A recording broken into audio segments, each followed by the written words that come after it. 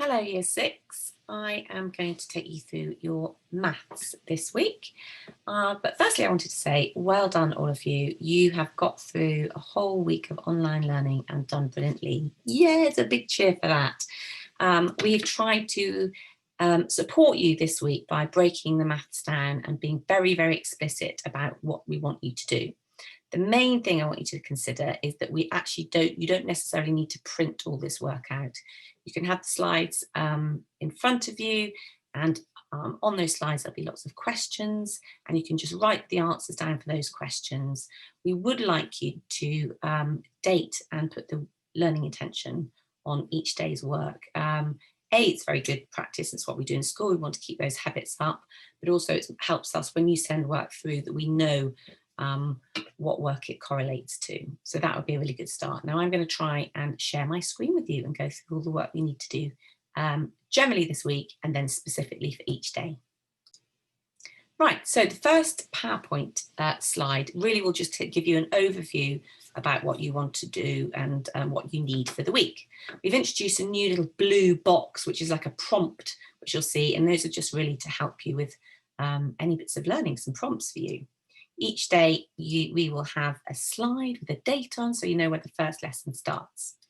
And I've given you some very explicit instructions, which is worth reading, but just basically gives you a clear idea.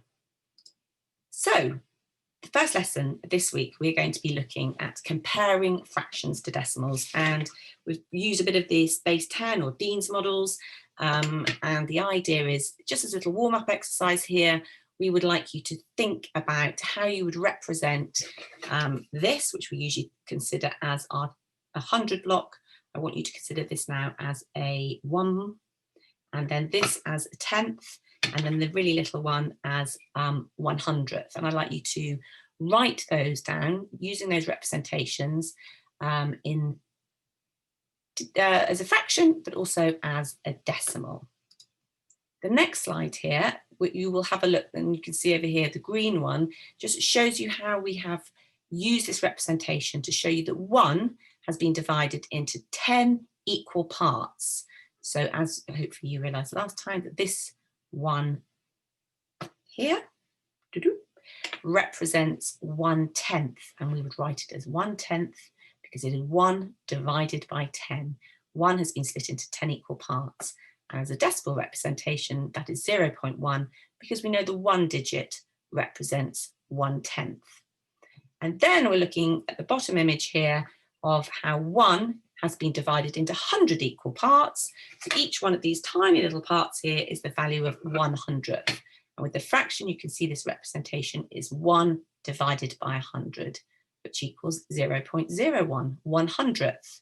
So in this number here, the 1 represents 100th.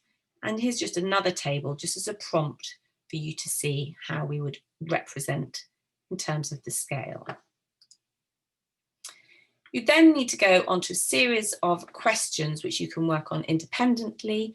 As you'll see, there are these questions which give you a barred model and different representations. And what we'd like you to do here is to actually write out these statements in full sentences rather than just filling in the black boxes, because it's very useful to get this mathematical vocabulary in your head, and writing that down really helps you do it. In this slide here, you'll be using the greater than and less than symbols and the equal symbols to write again these statements. So you are comparing here fractions, and you're comparing decimal and fractions using those. So this is, you need to just write out down on a piece of paper. And finally, your activity for today is to write out these statements in full, making sure you're spelling hundredths and tenths correctly. And next to each statement, I would like you to write whether they are true and false. So that is your activity for today.